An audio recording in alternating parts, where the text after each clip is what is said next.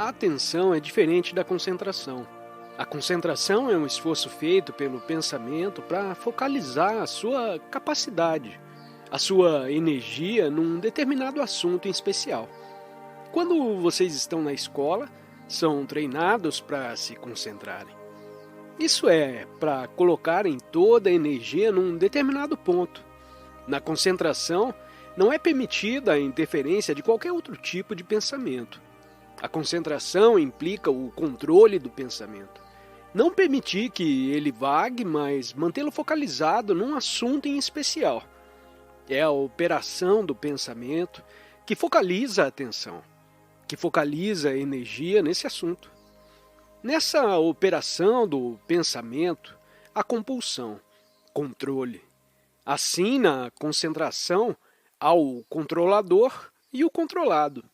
O pensamento está vagando, o pensamento diz não vague e eu o trago de volta, como o controlador que diz devo me concentrar nisso. Assim, há o controlador e o controlado. Mas quem é o controlador? O controlador é parte do pensamento e é passado.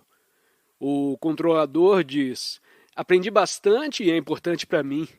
O controlador, controlar o pensamento. Isso é, o pensamento dividiu-se em controlador e controlado. Isso é um truque que o pensamento cria para si mesmo. Agora, na atenção, não há nenhum controlador nem o controlado. Há somente a atenção. Assim é necessário um exame cuidadoso da natureza da concentração, com o controlador e o controlado. Durante toda a nossa vida, existe esse controlador. Devo fazer isso, devo fazer aquilo, devo controlar meus desejos, controlar minha raiva, controlar o meu ímpeto. Devemos ser bem claros no entendimento do que é a concentração e do que é a atenção. Na atenção, não há nenhum controlador. Assim, na vida cotidiana, existe acaso um modo de viver no qual toda forma de controle psicológico deixe de existir? Porque controle significa esforço, significa divisão entre controlador e o controlado. Estou com raiva e devo controlar a minha raiva. Eu fumo e não devo fumar e devo resistir ao fumo. Estamos dizendo que há alguma coisa completamente diferente. E isso pode ser entendido e pode ser completamente rejeitado. Porque é muito comum dizer que a vida toda é controle. Se você não se controlar, vai tornar-se permissivo, absurdo, sem sentido. Portanto, você deve se controlar. As religiões, as filosofias, os professores, a sua família, a sua mãe, todos eles o encorajam a se controlar. E nós perguntamos, quem é o controlador? O controlador é formado no passado. Passado que é conhecimento, que é pensamento. O pensamento dividiu-se em controlador e controlado. A concentração é essa operação. Ao entendermos isso, estamos fazendo uma pergunta muito mais fundamental que é: podemos viver nesse mundo com uma família e com responsabilidades sem a sombra do controle? Vejam a beleza dessa pergunta. O nosso cérebro tem sido treinado durante milhões de anos para se inibir, para controlar e agora não opera nunca com a sua inteireza. Vejam por vocês mesmos o que ele está fazendo. Observem o seu próprio cérebro em operação, racionalmente, criticamente, o examinando de modo que não haja nenhum engano ou hipnose. A maioria das meditações que foram apresentadas, vindas do mundo asiático, implicam em controle. Controle o seu pensamento para ter uma mente em paz, isso é, quieta, isso é, que não esteja eternamente tagarelando. O silêncio, a quietude e o sossego absoluto da mente, do cérebro, são necessários a fim de percebermos e de atingirmos isso. Essas formas de meditação, embora sutis, têm no controle a sua base. De modo alternativo, você se entrega a um guru ou a algum ideal e pode esquecer-se de si mesmo, porque você se entregou a alguma coisa e, portanto, está em paz. Mas, de novo, há o movimento do pensamento, do desejo e da excitação de atingir alguma coisa que você se ofereceu. A atenção não é o oposto da concentração. O oposto tem a sua base no seu próprio oposto. Se o amor é o oposto do ódio, então o amor nasce do ódio. A atenção não é o oposto da concentração. Está totalmente divorciada dela. A atenção precisa de esforço? Essa é uma das nossas principais atividades. Devo fazer um esforço. Sou preguiçoso, não quero me levantar essa manhã, mas tenho que me levantar. Fazer um esforço. Eu não quero fazer coisa alguma, mas eu devo. Vejam como é extraordinário o fato de não podermos apanhar o significado disso imediatamente.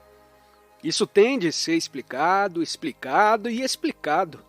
Parece que somos incapazes de dirigir a percepção para a diferença entre concentração e atenção. Incapazes de ter uma compreensão da atenção e de estarmos atentos. Quando acontece a atenção? É óbvio que não é através do esforço. Quando alguém faz um esforço para estar atento, isso é um indício de que está desatento e de que está tentando transformar essa desatenção em atenção. Mas ter uma percepção rápida, ver instantaneamente a falsidade de todas as organizações religiosas, de modo a estarmos fora delas. Ver instantaneamente que o observador é o observado e que, portanto, não se faz nenhum esforço. Simplesmente é isso. O esforço existe quando há divisão. Será que isso não indica que o nosso cérebro se tornou insensível porque fomos treinados e assim ele perdeu a sua antiga rapidez, a sua capacidade de ver diretamente, sem todas as explicações e palavras? Mas, infelizmente, temos que passar por isso porque a nossa mente, o nosso cérebro, não podem, por exemplo, entender instantaneamente que essa verdade não tem caminho. Ele é incapaz de perceber a amplitude dessa afirmação, a sua beleza, e pôr de lado todos os caminhos, de modo que o nosso cérebro se torne extraordinariamente ativo. Uma das faculdades é que nos tornamos mecânicos. Se o nosso cérebro não for extraordinariamente vivo e ativo, ele fenecerá gradualmente.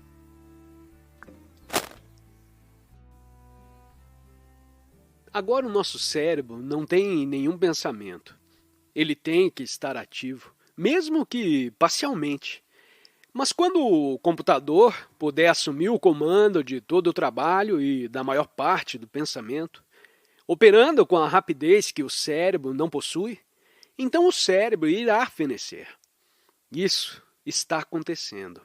Não é uma afirmação exagerada do conferencista.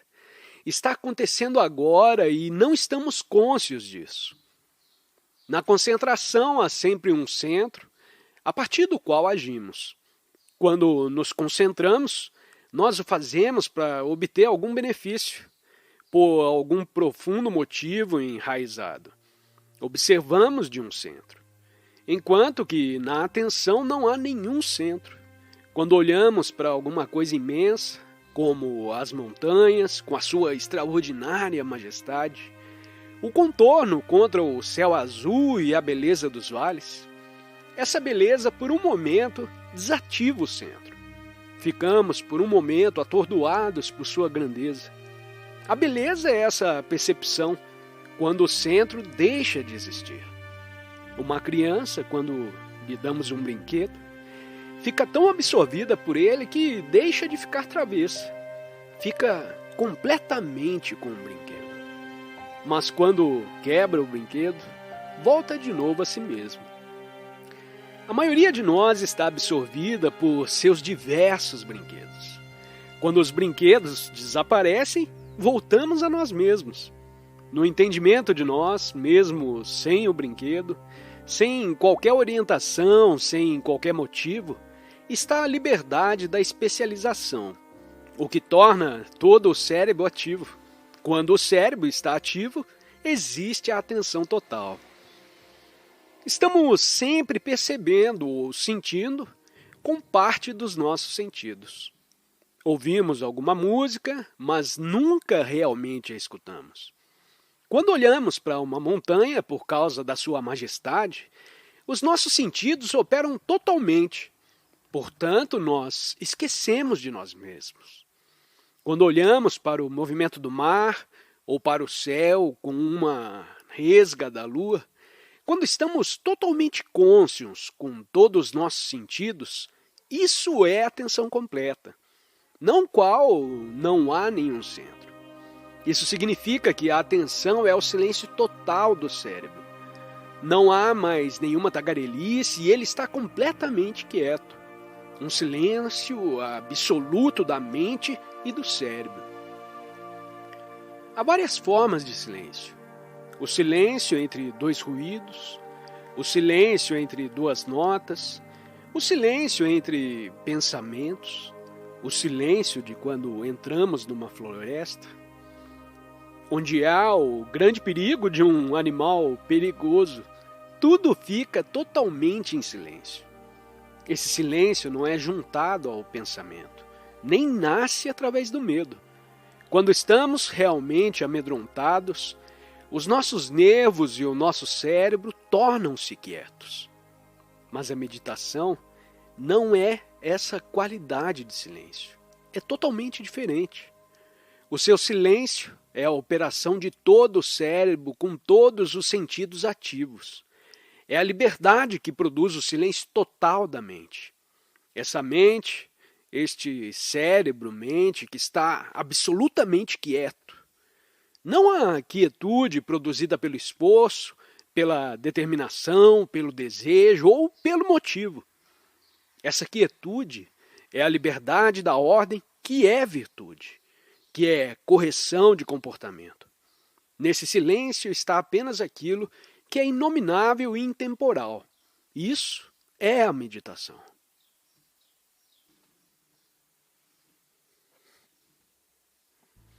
Infelizmente, há apenas 2 palestras, e assim será necessário condensar o que temos a dizer a respeito de toda a existência. Não estamos fazendo nenhuma espécie de propaganda.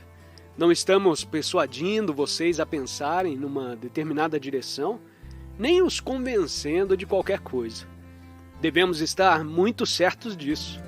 Não estamos trazendo do Oriente alguma coisa exótica, com o contrassenso que se perpetua em nome dos gurus e das pessoas que escrevem coisas estranhas após visitarem a Índia. Não pertencemos de modo algum a essa gente. E gostaríamos de observar que durante essas 2 palestras estaremos pensando juntos, não apenas ouvindo algumas ideias e concordando ou discordando delas. Não estamos criando argumentos, opiniões, julgamentos, mas juntos, quero dizer, juntos, vocês e o conferencista, vamos observar no que se transformou o mundo, não apenas o Ocidente, mas também o Oriente, onde há uma grande pobreza, uma grande miséria, com uma imensa superpopulação, onde os políticos, como aqui no Ocidente, são incapazes de lidar com o que está acontecendo. Todos os políticos estão pensando em termos de tribalismo. O tribalismo tornou-se um negócio glorificado. Não podemos, portanto, contar com quaisquer políticos, com quaisquer líderes ou quaisquer livros que tenham sido escritos sobre religião. Não podemos contar, provavelmente, com quaisquer dessas pessoas. nem com os cientistas, os biólogos ou os psicólogos. Eles não foram capazes de resolver os problemas humanos. Estou totalmente certo de que vocês concordam com tudo isso. Nem podemos contar com quaisquer dos gurus que, infelizmente, vêm para o Ocidente e exploram as pessoas, tornando-se muito ricos. E eles nada têm a ver com religião. Tendo dito tudo isso, é importante que nós, vocês e o conferencista, pensemos juntos. Por pensar junto, queremos dizer não apenas aceitar qualquer espécie de opinião ou avaliação, mas observarmos juntos, não apenas exteriormente o que está acontecendo no mundo, mas também o que está acontecendo a todos nós internamente, psicologicamente. Externamente, exteriormente, há uma grande incerteza, confusão, guerras ou o medo da guerra. Há guerras acontecendo agora em algumas partes do mundo. Os seres humanos estão se matando uns aos outros. Isso não está acontecendo no Ocidente, aqui, mas há a ameaça da guerra nuclear e a preparação para a guerra. E nós, seres humanos comuns, não parecemos capazes de fazer alguma coisa com relação a tudo isso. Há demonstrações, terrorismos, pessoas fazendo greve de fome e assim por diante. Há um grupo tribal contra o outro e os cientistas estão contribuindo para isso, bem como os filósofos, que, embora falem contra, internamente estão com a carreira particular de cada um. Assim é isso que está realmente acontecendo no mundo exterior, o que qualquer ser humano inteligente pode observar. Interiormente, em nossas mentes, em nossos corações, nós mesmos também estamos muito confusos. Não há nenhuma esperança, não apenas, talvez, para nós mesmos, mas para a geração futura. As religiões dividiram os seres humanos em cristãos, hindus, muçulmanos e budistas. Assim, levando tudo isso em consideração, observando com objetividade e calmamente, sem qualquer preconceito, naturalmente, é importante que pensemos juntos a respeito de tudo isso.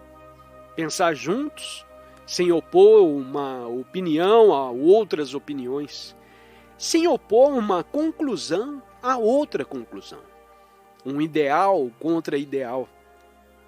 Mas, pelo contrário, pensar juntos e ver o que nós, seres humanos, podemos fazer. A crise não está no mundo econômico nem no mundo político. A crise está na consciência. Acho que muito poucos de nós percebem isso. A crise está na nossa mente e em nosso coração. Isso é, a crise está em nossa consciência. A nossa consciência é a nossa existência em sua totalidade, com as nossas crenças, com as nossas conclusões, com o nosso nacionalismo, com todos os medos que temos. São os nossos prazeres, os problemas aparentemente insolúveis e aquilo que chamamos de amor e compaixão.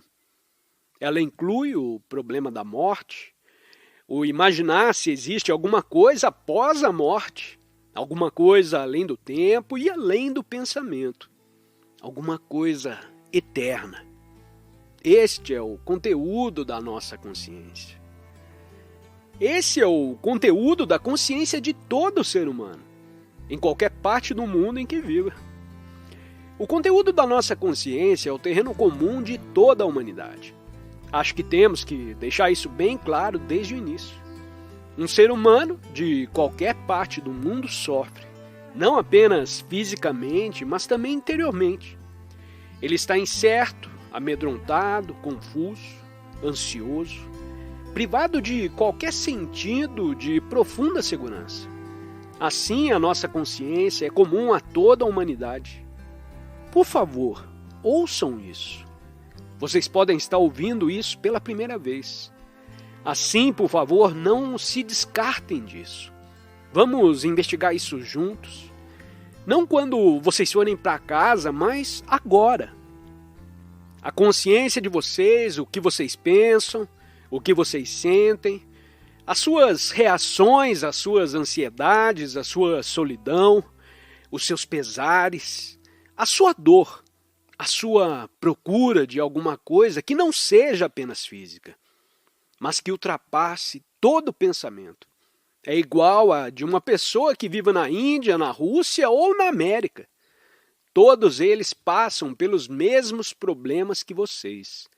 Os mesmos problemas de relacionamento uns com os outros, homem e mulher. Assim, todos estão no mesmo terreno da consciência. A nossa consciência é comum a todos nós e, portanto, não somos indivíduos. Por favor, considerem isso. Nós somos treinados, educados, tanto religiosa quanto academicamente, para pensar que somos indivíduos, almas separadas, em luta por nós mesmos.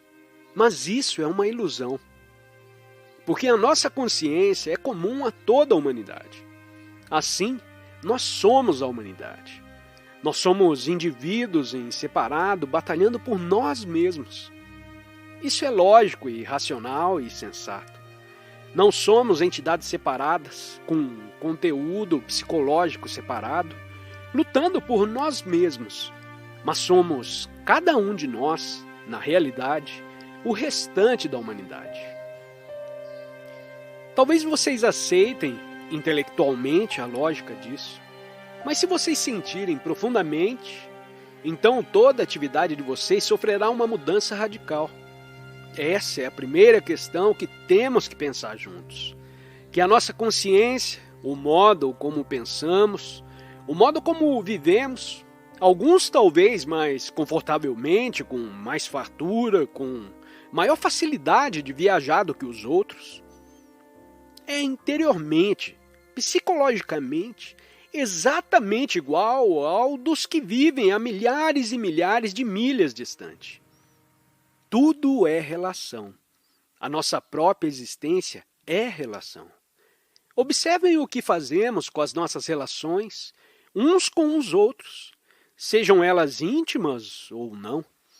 Em toda relação há um tremendo conflito e luta. Por quê? Por que os seres humanos que vivem há mais de milhões de anos não resolveram esse problema da relação? Assim, vamos essa manhã pensar juntos a esse respeito. Vamos observar juntos o que é, na realidade, a relação entre um homem e uma mulher. Toda a sociedade está baseada no relacionamento. Não há sociedade se não houver relacionamento. A sociedade torna-se, então, uma abstração. Observamos que existe conflito entre o homem e a mulher. O homem tem os seus próprios ideais, as suas próprias buscas, as suas próprias ambições. Está sempre procurando o sucesso, ser alguém no mundo. E a mulher também está lutando. Também está querendo ser alguém, querendo realizar-se e transformar-se. Cada um está buscando a sua própria direção. Assim, homem e mulher são como duas ferrovias que correm paralelas. Nunca se encontram, a não ser, talvez, na cama. Mas de outro modo, se vocês observarem profundamente, nunca na realidade se encontram psicologicamente, interiormente. Por quê?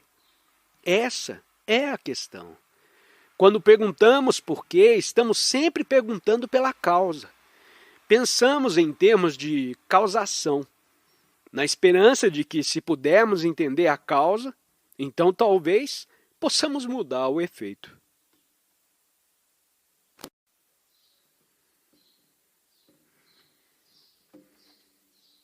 Estamos fazendo uma pergunta muito simples e muito complexa. Por que nós, seres humanos, não fomos capazes de resolver esse problema do relacionamento, embora vivamos sobre essa terra há milhões de anos? Será porque cada um tem a sua imagem particular e especial, formada pelo pensamento, e que o nosso relacionamento se baseia em duas imagens: a imagem que o homem cria dela, da mulher, e a imagem que a mulher cria dele. Assim, nesse relacionamento, somos como duas imagens que vivem juntas. Isso é um fato. Se vocês observarem por vocês mesmos, com muito cuidado, se é possível fazer essa observação, vocês terão criado uma imagem dela e ela criou um quadro, uma estrutura verbal de você, o homem. Assim, o relacionamento é feito entre essas duas imagens.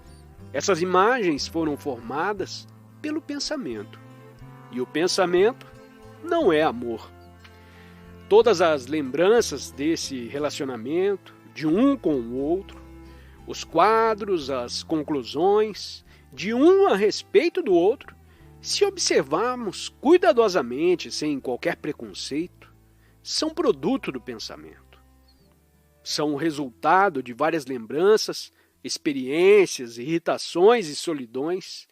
E assim o nosso relacionamento de um com o outro não é amor, mas a imagem que o pensamento formou. Assim, se devemos entender a realidade das relações, temos que entender todo o movimento do pensamento, porque vivemos pelo pensamento. Todas as nossas ações se baseiam no pensamento. Todos os grandes edifícios, as catedrais, igrejas, templos e mesquitas do mundo são o resultado do pensamento.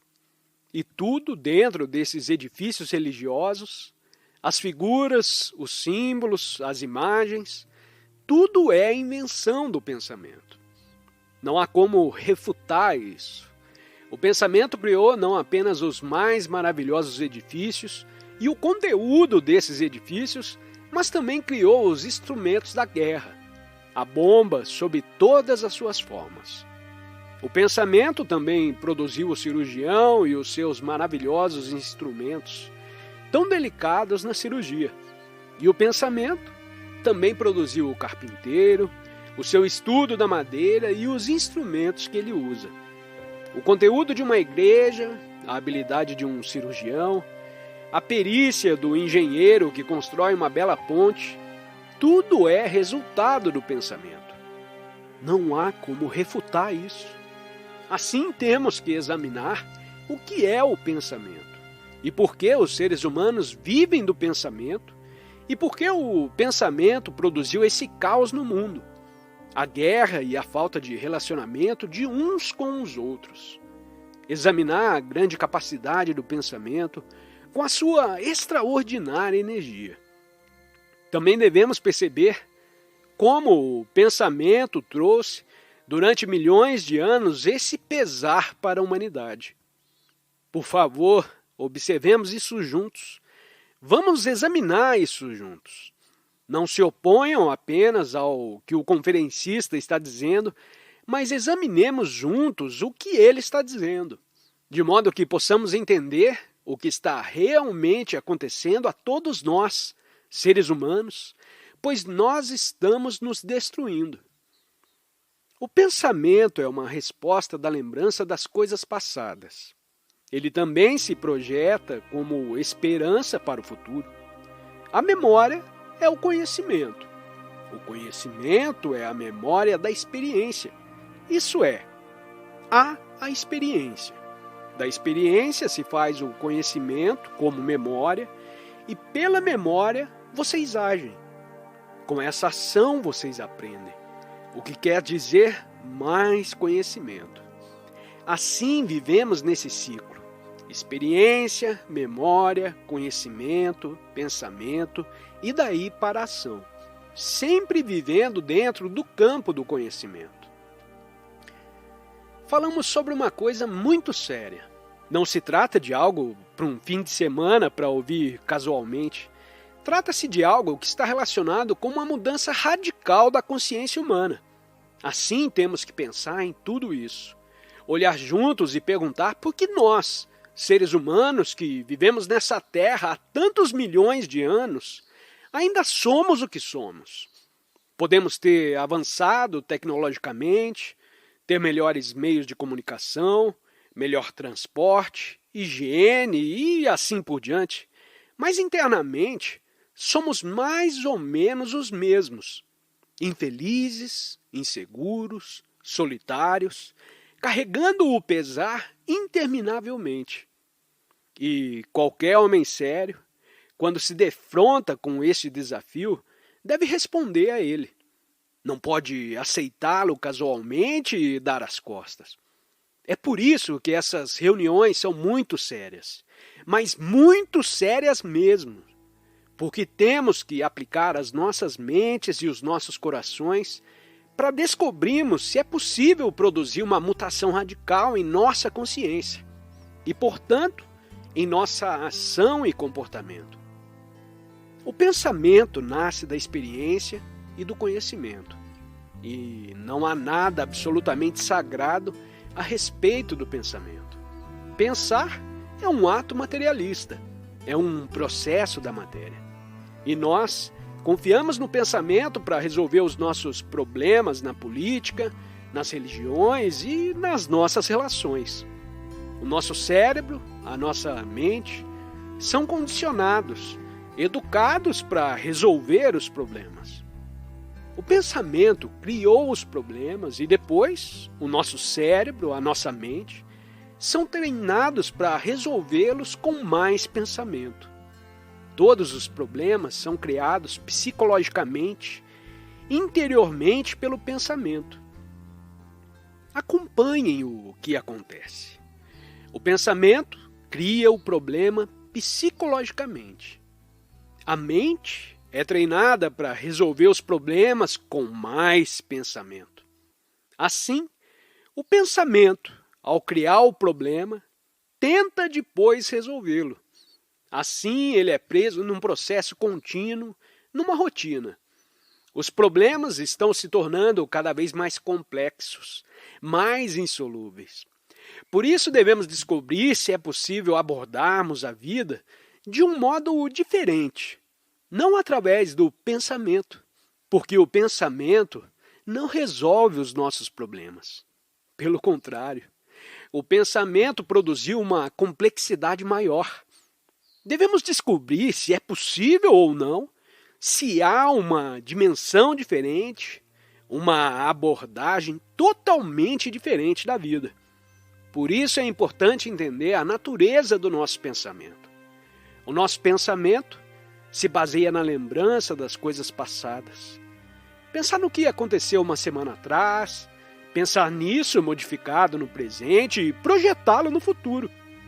Esse é realmente o movimento da nossa vida.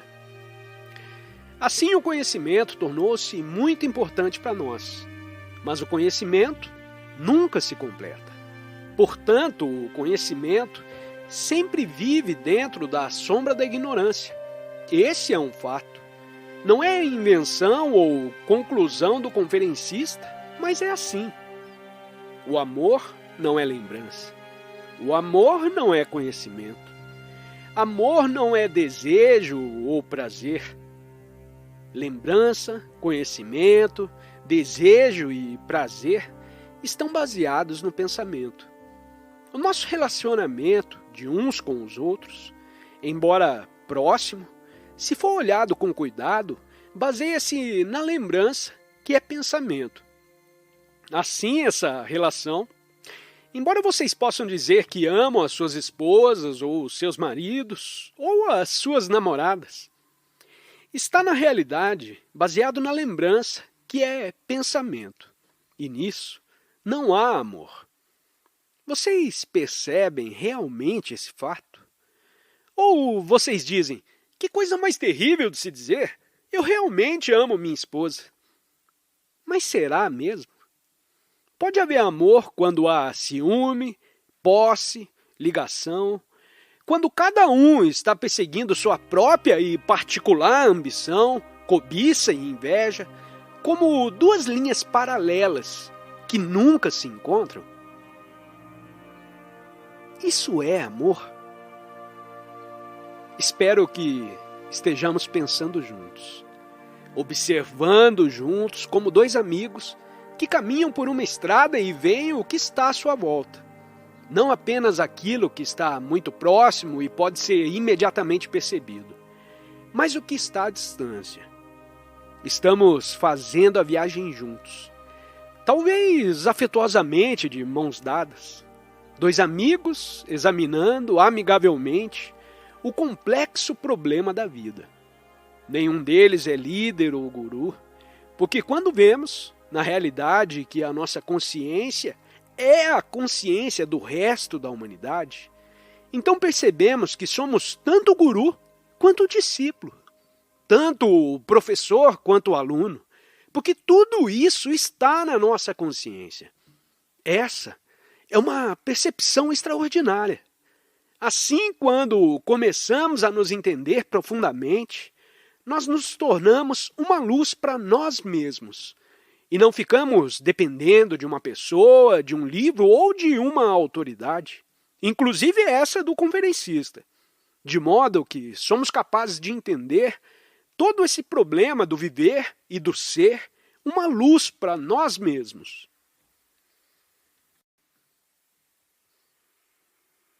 O amor não tem nenhum problema. E para entender a natureza do amor e da compaixão, com a sua própria inteligência, devemos entender juntos o que é o desejo. O desejo possui uma extraordinária vitalidade, uma extraordinária persuasão, impulso e alcance. Todo o processo do vir a ser, do sucesso, está baseado no desejo. Desejo que faz com que nos comparemos uns com os outros, imitemos e nos conformemos. É muito importante, ao entendermos a nossa natureza, entender o que é o desejo. Não suprimi-lo, não fugir dele, não transcendê-lo, mas entendê-lo, perceber todo o seu ímpeto. Podemos fazer isso juntos, o que não quer dizer que vocês então estejam aprendendo com o conferencista. O conferencista nada tem para lhes ensinar. Por favor, percebam isso. O conferencista está apenas agindo como um espelho no qual vocês podem se ver. Então, quando vocês se virem claramente, poderão descartar o espelho. Ele não terá mais nenhuma importância e podem até quebrá-lo. Entender o desejo exige atenção e seriedade. É um problema muito complexo entender por que os seres humanos viveram dessa extraordinária energia do desejo, assim como da energia do pensamento. Qual é a relação entre o pensamento e o desejo? Qual é a relação entre o desejo e a vontade? Vivemos muito pela vontade. Assim, qual é o movimento, a fonte, a origem do desejo? Se nos observarmos, veremos a origem do desejo. Ele começa com as respostas sensoriais. Depois, o pensamento cria a imagem e, nesse momento, começa o desejo. Vemos algo na vitrine, um vestido, uma camisa, um carro, seja lá o que for. Nós vemos isso e temos a sensação. Então o tocamos e então o pensamento diz: se eu vestir essa camisa ou o vestido, como vai ficar bem? Isso cria as imagens e então começa o desejo. Assim, a relação entre o desejo e o pensamento é muito próxima. Se não houvesse o pensamento, haveria apenas a sensação. O desejo é a quintessência da vontade. O pensamento domina a sensação e cria o estímulo. O desejo, a vontade de possuir. Quando o pensamento opera no relacionamento, que é a lembrança, que é a imagem que um cria do outro pelo pensamento, não pode haver amor. O desejo sexual ou outras formas de desejo, impede o amor, porque o desejo faz parte do pensamento. Devemos considerar em nosso exame a natureza do medo, porque somos todos presos a essa coisa terrível chamada medo. Parecemos não ser capazes de resolvê-lo. Vivemos com ele, nos acostumamos com ele ou dele escapamos através da diversão, da adoração, por meio de várias formas de entretenimentos, religiosos e outros mais. O medo é comum a todos nós, quer vivamos nesse país ordeiro e limpo ou na Índia, onde há desordem e superpopulação. O problema é o mesmo. O medo com que o homem tem vivido durante milhões e milhões de anos e que não foi capaz de resolver. Será possível? Estamos fazendo essa pergunta seriamente. Será possível ficarmos totalmente, completamente livres do medo? Não apenas das formas físicas do medo, mas das formas muito mais sutis do medo interior, dos medos conscientes e dos medos profundos e não descobertos, que nós jamais soubemos que existem. O problema desses medos não significa análise. Está na hora de procurar o analista quando se tem qualquer problema. Mas o analista é como você e eu. Ele apenas possui uma determinada técnica. A análise implica a existência de um analista. Será o analista diferente daquilo que ele analisa? Ou será o analista o analisado? O analista é o analisado. Esse é um fato óbvio. Se estou me analisando, quem é o analista em mim que diz, devo analisar? É ainda o analista que se separa do analisado e que depois examina aquilo que deve ser analisado? Assim, o analista é aquilo que ele está analisando. Eles são a mesma coisa. Separá-los é um truque que o pensamento nos prega. Mas quando nós observamos, não há análise. Há apenas o observar das coisas como elas são. Observar o que realmente é. Não analisar o que é. Porque no processo da análise, podemos nos enganar. Se vocês gostam desse jogo, vocês podem jogá-lo e irão jogá-lo interminavelmente até a morte, analisando e nunca produzindo uma transformação radical dentro de vocês mesmos. Enquanto que olhar para o presente como ele é, não como o alemão, inglês ou francês, ou como isso ou aquilo, ver o que está realmente acontecendo é observação pura das coisas como elas são. Observar o que é o medo não é examinar a causa do medo, o que implica em análise e ir cada vez mais para trás, até a origem do medo. É aprender a arte de observar e não traduzir ou interpretar o que observamos, mas apenas observar, como observaríamos uma linda flor. No momento em que a desmontarmos, a flor não existe mais. É isso que a análise faz. Mas observe a beleza de uma flor, ou a luz noturna sobre uma nuvem, ou uma árvore solitária numa floresta. Apenas observe. Assim, do mesmo modo, podemos observar o medo e qual é a raiz do medo, não os vários aspectos do medo. Estamos perguntando se é possível ficarmos absolutamente livres do medo, psicologicamente, interiormente. Qual é a raiz do medo? O que significa o medo? O medo não nasce de coisa alguma, coisa que nos causou dor no passado e que pode acontecer de novo no futuro. Não o que pode acontecer agora, porque agora não há medo algum. Vocês podem constatar por vocês mesmos que o medo é um processo do tempo. Alguma coisa que aconteceu na semana passada, um incidente que causou dor psicológica ou física, e disso vem o medo de que tal coisa possa acontecer de novo amanhã. O medo é um movimento no tempo. Um movimento do passado para o presente, modificando o futuro. Assim, a origem do medo é o pensamento. E o pensamento é tempo. É o acúmulo do conhecimento pela experiência. A resposta da memória como pensamento e depois ação. Assim, Pensamento e tempo são um só. O pensamento e o tempo são as raízes do medo. Isso é bem óbvio. É assim. Agora, não se trata de deter o pensamento ou o tempo. Naturalmente, seria impossível detê-los, porque a entidade que diz, devo deter o pensamento, faz parte do pensamento. Assim, a ideia de deter o pensamento é absurda. Implica um controlador que está tentando controlar o pensamento, e esse controlador é criado pelo pensamento. Por favor, observem apenas isso. A observação é em si mesma uma ação.